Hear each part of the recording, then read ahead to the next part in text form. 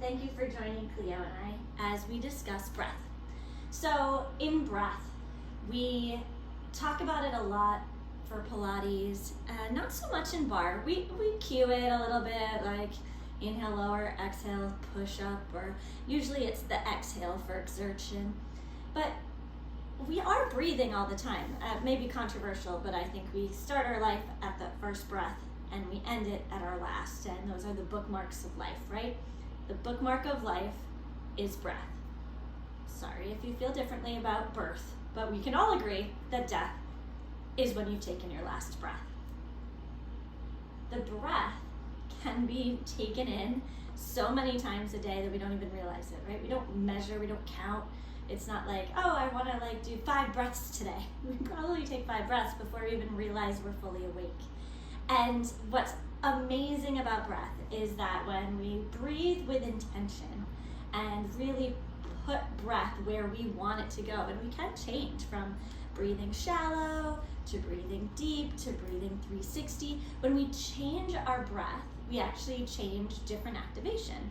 So a big diaphragm breath. So when I was a child and I was doing singing lessons, and our teacher would lie us on the floor in our choral class. I mean, I paid for this wasn't through school.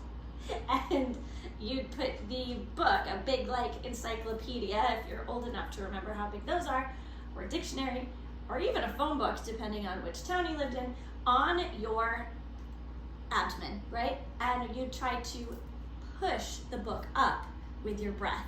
And that was diaphragmic breathing. And when you were breathing there, when we think about breathing and moving the diaphragm, it moves up and down, but to even push it up and out and back in, that helps move and detox the liver. So through movement of the diaphragm, the liver generally or naturally will also move, and it will help the lymphatic system and flush the whole system out. And the breath definitely helps guide more than just the liver, but I was reading yesterday about how specifically it can be a very good detox for your liver just to take intentional diaphragm breaths. So as you work out this week, as you move through your day-to-day, notice if you're stressed and breathing shallow.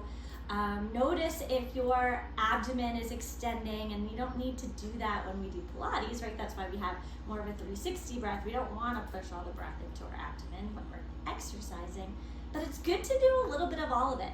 So just like cross training for fitness, and you do Pilates, and you do tennis, and you do Pilates, and you do skiing, and you do bar, and you do swimming, whatever it is, or all of the above, your breath should be much like that. Cross training, that's why cardio is great.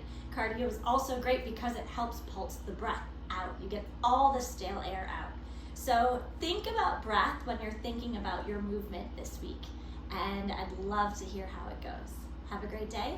Keep going. You got this.